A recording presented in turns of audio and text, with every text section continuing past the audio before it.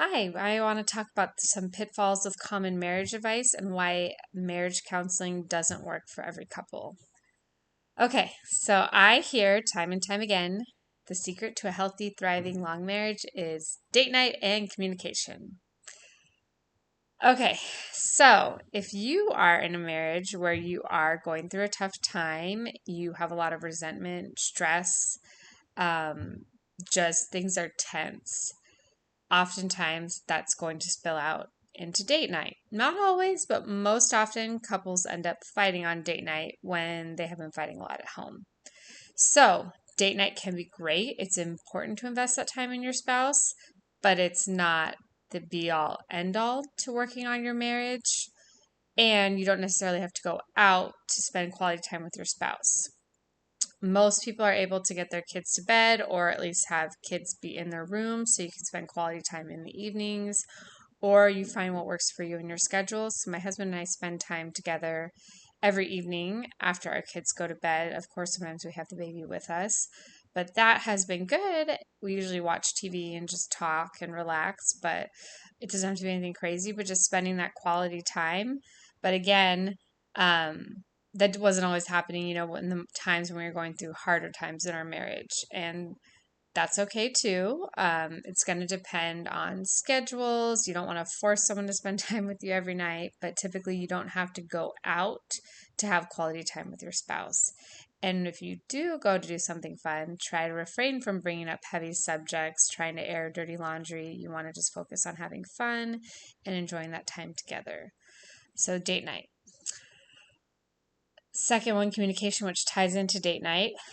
You can't, obviously, in a relationship, you communicate. That's important. If you didn't communicate at all, and sometimes that happens, if you're having like cold spells or you're just both upset with each other, or just shutting each other out, you can feel like ships passing in the night. You can feel like roommates. So, obviously, a healthy relationship is going to involve communication. Depending on your personality types, temperaments, some couples are naturally going to talk more than others. So just because you don't have like tons and tons of communication all the time throughout the day doesn't mean you don't have a healthy marriage. But communication can backfire when you're constantly expressing every single negative thought and criticism that comes into your head. Obviously, that's not going to work out well. You probably don't appreciate if your spouse does that. So you don't have to communicate everything. I hear the advice is like communicate so you don't explode later. Well, there is another option. You can actually learn to gain control of your thoughts and your tongue and weigh whether they are true. Is this a really accurate picture of what's going on? Or are you just exhausted and letting yourself get into a negative spiral where like everything seems terrible and things seem way worse than they are? More often than not, that's the case. And you expressing that to your spouse is just going to bring both of you down. And it's most likely going to invite them to unload on you when they were trying not to as well. So, you don't have to communicate everything. You can find out how to communicate better, to express your desires. You can share some frustrations, challenges you're having. You can look for him to help with problem solving. But there's ways to go about that are going to be better and bring you closer together than building walls and bringing your husband down. So communication is important, but you can't just tell someone solve it with communication because how? A lot of us don't learn the proper ways. I, for instance, thought I had to like mope and be grumpy in order to get my husband to help, and that did not inspire him at all, turns out. Of course, out of his own honor, he would help, you know, but it's much better when he's trying to be my hero. He wants me to be happy. He wants to lighten my load. He wants to show his love for me versus me being grumpy and miserable and just not fun to be around.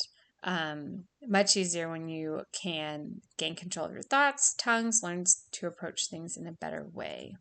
So, date night and communication, those are the pitfalls and also how we can approach it, maybe in a slightly different and better way, which we're going to talk way more about in the next coming months. All right, so with that is couples counseling. I wish I had $1 for every time someone posted they're struggling in their marriage. on Facebook groups, and women who don't even know them said, if he's not willing to go to counseling, you should leave him. You should divorce him. He needs to go to counseling. It happens way more often than not. And unfortunately, that isn't the case. That isn't the answer. You can actually fix and heal a marriage without going to specific marriage counseling, especially if the man doesn't want to go. Oftentimes, he doesn't want to go because he knows that when he gets there, he's just going to hear all of his problems. And it's even possible sometimes counselors are biased against the man, and he's just going to feel like it's a lose lose situation for him. It can also be an excuse for couples, again, to get into that communication where they're essentially just complaining about each other. Or it can dredge up stuff from the past that maybe doesn't need to be dredged up, and you can just leave fighting more than when you came. So I've heard that a lot from friends and other people. For me and my husband went a few times, and I think my personality kind of went into it. This was this was probably 5-6 years ago, before I really learned better ways of doing things. I just wanted tools, like both our personality. He didn't want to go at all, but he did. I probably forced him. Um, I just wanted the tools, and that wasn't something they could just give to me the way I wanted. Like, we wanted the tools to work on stuff ourselves. We didn't need to talk things out with someone else. That was kind of just our personality. So once I found these tools and these things that helped, I was like, yes, finally, this is what I wanted. But of course, I have to apply them. I can't just know them. So it's a learning curve, and there's some challenges, but okay, so yes, therapy doesn't always work if one spouse doesn't even want to go. Obviously, that's gonna, cause some resentment. Because also usually it's implied that you're the problem. We need to go to therapy. I'm basically dragging you so we can fix you. You can be told what you need to change. Um, it My experience hasn't been that women are going to therapy to figure out how to better love their husbands and fix themselves. Usually there is something you want to fix in your husband, and you want the therapist to tell them what they're doing wrong. And honestly, I did actually want the therapist to a degree to tell my husband what he was doing wrong. So yes, so we went to maybe a couple therapy sessions. I don't remember anything concrete that like made a huge difference in our marriage, but the stuff I'm going to be teaching you on here is what helped turn our marriage around. And my husband has mirrored me. He's been inspired to change. He's been working on becoming a better version of himself without me telling him what he needed to change. And honestly, like, I thought if I didn't tell him, obviously, how was he going to know? You know? But it turns out, just as I want to love him better and be a better version of myself, he did too. But it hurts when someone's constantly telling you how you're messing up versus noticing how you are succeeding and noticing what you are doing to love them. So, marriage counseling isn't the end all be all either.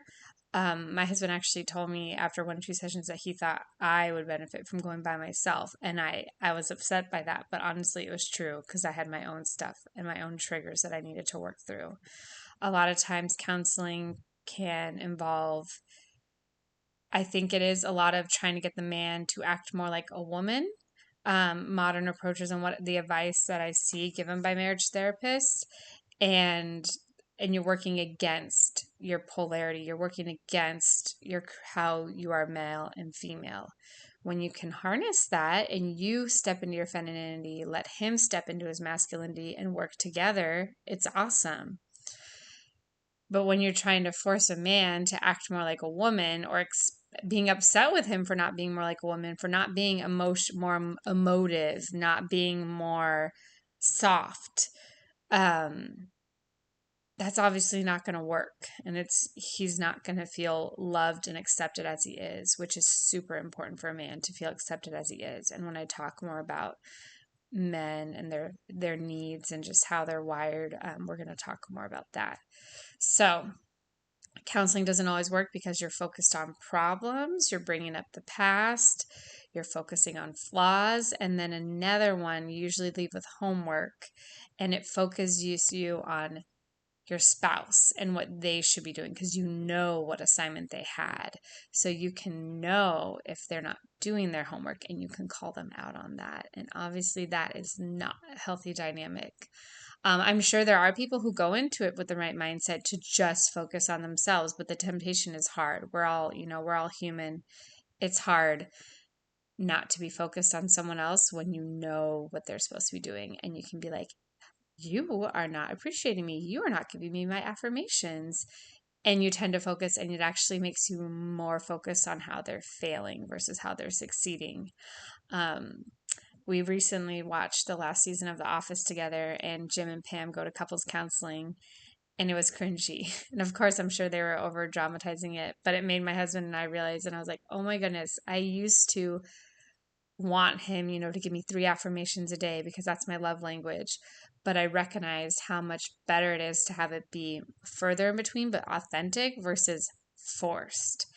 No one wants that. It feels yucky. It doesn't feel good. But when your spouse naturally gives you an affirmation, naturally comes over to hug you versus you like it's a prescription, or homework, it's so much better. But I know it can feel hopeless and it's tempting to be like, oh, he's not willing to work as hard as I am, what's the point? And that's not true. That's not the best mindset. There is hope, even if your husband doesn't want to go to marriage counseling. And that is exactly what we're here for.